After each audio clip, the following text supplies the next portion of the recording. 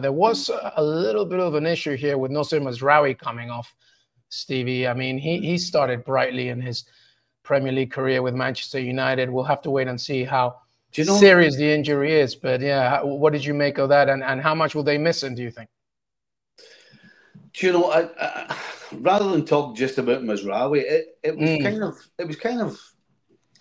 wasn't a good end to the game for Ten Hag. You know, Harry Maguire was hobbling around after coming on. As you said, Mazraoui looked as though he was struggling a bit. Martinez, struggling a bit with a back. I mean, a back injury is a nightmare for any professional sportsman. Yeah. So defensively, they have issues then here. What would you make of it then? Because those are three key players here, and that's the issue with an Erik ten Hag squad now. Every time there's a headache, and you know, when you look at the schedule here, Manchester they face Barnsley in the third round of the League Cup, then Palace away, then the Europa League, and then Tottenham. I mean, the games are coming fast and thick. They're hoping defensively they're going to get better, but it is a worry, right? As you mentioned, of all those players looking like having some niggles at the end. Yeah. Well, it's twofold, because obviously, number one, you don't want injuries, and I think United's back line needs to get better as a unit anyway. And so the only way you can do that is by having it play on the field consistently.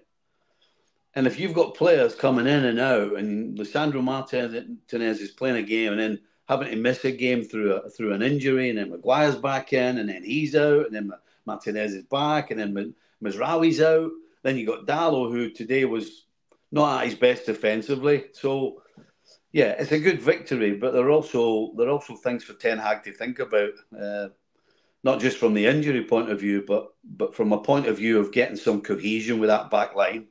Because defensively, they haven't been totally convincing since the start of the season.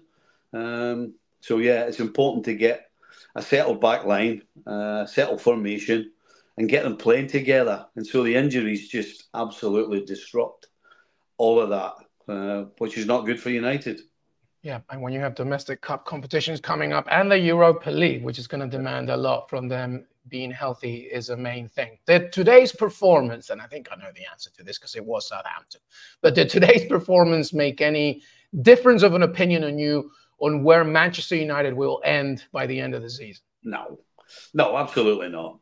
This is a game that they expect to win. Unfortunately, the narrative around United still is, can they go to places like Southampton and win comfortably? Well, I guess today, they've answered the question today. What they have to do is continue on a consistent basis to answer that question, going away from home to the Southamptons, to the Leicesters, to the Palaces, to places where historically they should go and win comfortably. They've answered that question today. That's all they can do, is answer the question. Go away, get your 3 points, get some goals, and move on with some confidence. Yeah, and I think I know the answer. Your answer to this question: Southampton, almost surely they're going back to the Championship if they don't improve, and I don't see really that happen. There's a massive gap, right?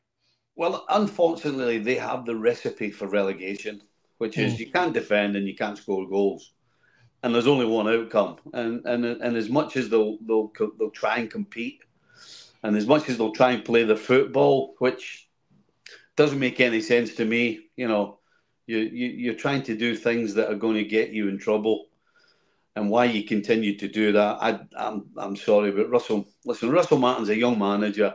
Right now, he's talking about his philosophy and he's going to stick to it.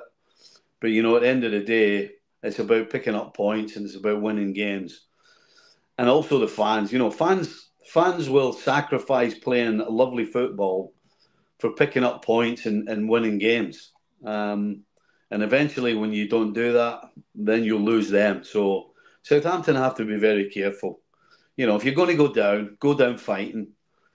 Don't go down with a whimper and try and be clever and try and pass your way out it, because they're not good enough to do that, and they've already shown that in 4 games that they're not good enough to pass their way through the Premier League.